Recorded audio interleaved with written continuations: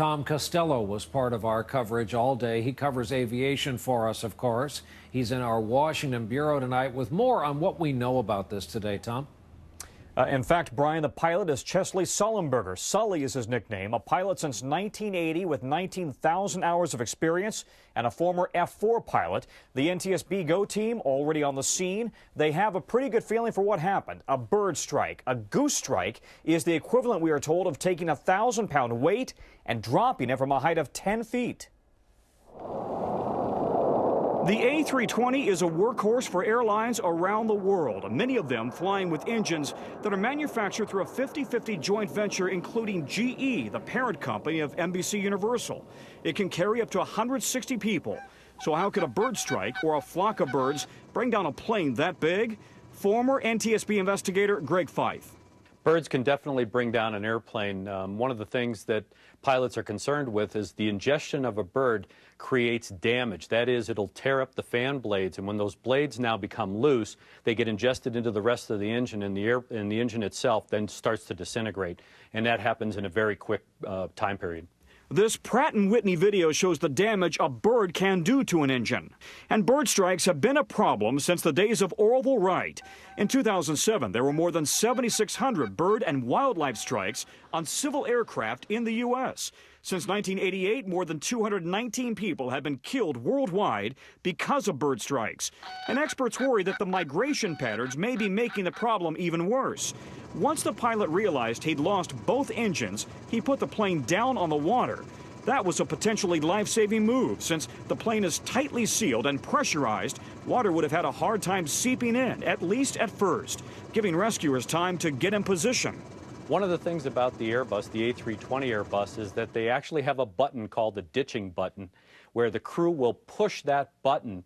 When they do it, all of the outflow valves, all of the ram air ports, everything that has an airflow through it in the fuselage seals up. So when the airplane then goes into the water, the fuselage is airtight.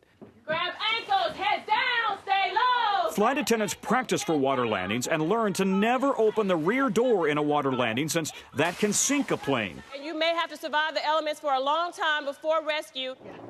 The 1549 crew did exactly that, following procedures and only opening the front doors. Had they opened the rear door, the plane could have sunk tail first. Back to the bird issue now. Airports around the country, including here in Washington, use cannons, rockets, flashing lights, falcons, and dogs to scare birds away. But they remain a constant presence. And with signs that their populations may be increasing, they are also a constant threat. Brian? As long as birds and aviation have to coexist. Tom Costello in our Washington bureau after a long day. Tom, thanks.